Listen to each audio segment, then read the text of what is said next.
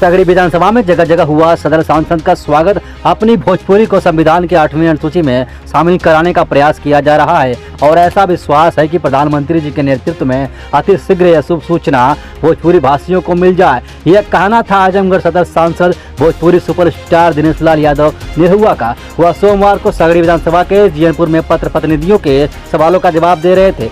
आजमगढ़ सदर लोकसभा के उपचुनाव में कमल खिलाने वाले भोजपुरी सिनेस्टार दिनेश लाल यादव का जगह जगह स्वागत किया गया।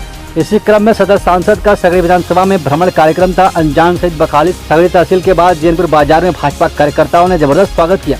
ढोल नगाड़ों के थाप पर भाजपा कार्यकर्ता थिरकते नजर आए। जीयनपुर चौक से सदर सांसद ने पदयात्रा करते हुए जनता का आभार प्रकट किया। वह हजारों नगरवासियों की मौजूदगी में उन्होंने प्राचीन शिव मंदिर में दर्शन पूजा किया। इसी दौरान सैकड़ों महिलाएं, युवतियों युवाओं की भीड़ नजर आई।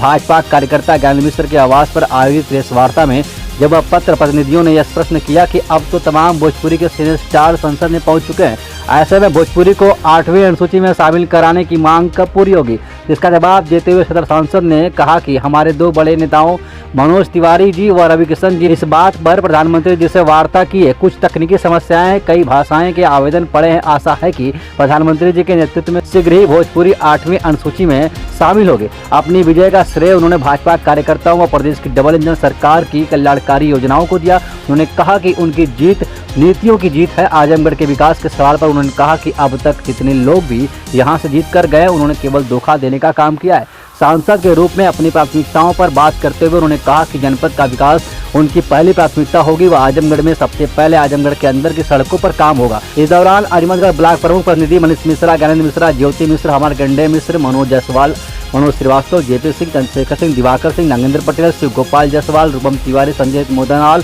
लालू जायसवाल, आलोक चौरसिया, अमित पटवा, खटारू सिंह, बाके संतोष श्रीवास्तव, पारस तिवारी, आलोक चौरसिया, हिमांशु जायसवाल, सुनील सोनी, संदीप सिंह सहित सैकड़ों भाजपा कार्यकर्ता उपस्थित रहे। सवाल आपको पहले तो बहुत बहुत बधाई है। बहुत धन्यवाद। और सवाल ये है कि आपके सांसद चुने के बाद जाने के बाद प्राथमिकताएं क्या क्या होंगी?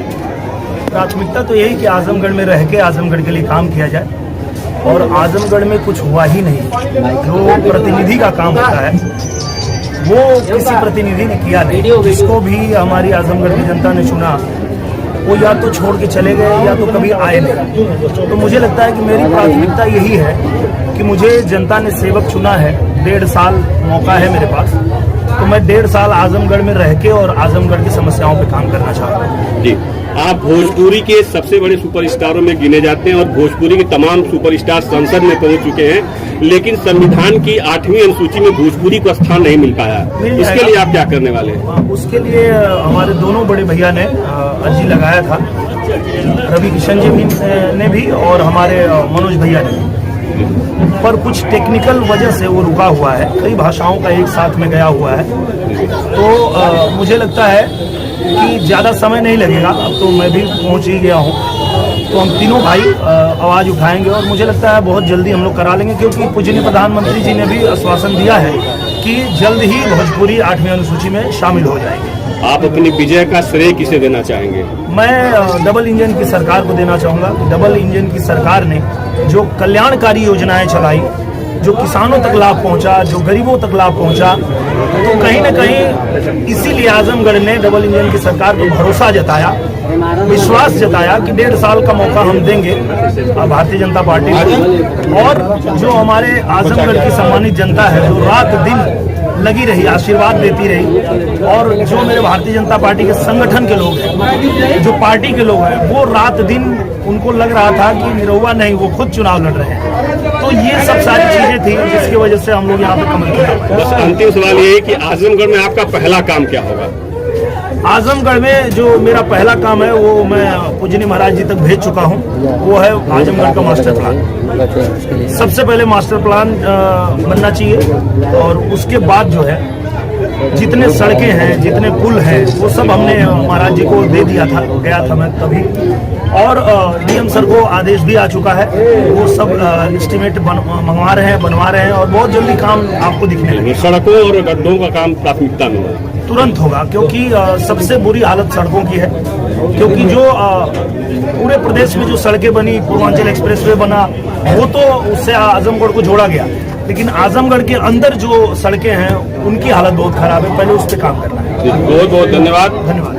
देखिए, जैसे कुल मिला जो ऐतिहासिक जीत हुई है और आजमगढ़ की जनता ने जो अपना प्यार दिनेश लाल यादव जी को और भारतीय जनता पार्टी को दिया है, ये ऐतिहासिक जीत हुई है। और धन्यवाद यात्रा के रूप में हमारे माननीय सांसद जी घूम रहे हैं, ताकि जिन लोगों ने हमें वोट दिया, सपोर्ट किया, हर तरह से हर युद्ध स्तर पे चुनाव में काम करके जितवाने का काम किया, उनको धन्यवाद दिया जाए, उनसे एक मुलाकात हो जाए, उनका स्नेह जो मिला उसके प्रति धन्यवाद ज्ञापित करने के लिए माननीय सांसद महोदय गांव-गांव और गली-गली घूम रहे हैं। अच्छा, जो कि आजमगढ़ में ऐसे क्या कार्य हैं जो आप उनसे करके जो कि अपने क्षेत्र में करवाना चाहेंगे? देखिए, बहुत सारी कई सड़कें जो कि बड़ी बदहाल स्थिति में हैं, और चूंकि पुराने जो जनप्रतिनिधि थे उन लोगों ने उस पर ध्यान नहीं दिया, तो हमारे सांसद जी से ये उम्मीद है और वो कहते भी हैं कि उन सारे कामों को जो पीछे अधूरे पड़े हुए हैं उनको हम पूरा कराएंगे। और चाहे शिक्षा का हो, रोजगार के मामले हों या सड़क की बात हो, बिजली तो लगभग ठीक ही हो रही है, कोई दिक्कत नहीं है। तो जो भी वैसे काम होंगे सबको वो करवाएंगे। अच्छा सर, कि वो उन्होंने जो बात कही थी वो अपने हिसाब से जिस सड़क पे वो खड़े थे और जहाँ जहाँ चूंकि लंबा दौरा उन्होंने किया तो उनको ये महसूस हुआ, तो वो अपनी बात पब्लिक के सामने जाहिर की। लेकिन अगर देखा जाए तो जयपुर से लेके छपरा से लेके आगे तक के रोड जो है सारे खराब गड्ढे भरे हैं। तो महोदय जी मीटिंग किए थे उच्च अधिकारियों के साथ, तो निर्देश दिया गया कि आप जल्दी से जल्दी इन सड़कों को बढ़िया बनाने का काम करें, जिससे कि आवागमन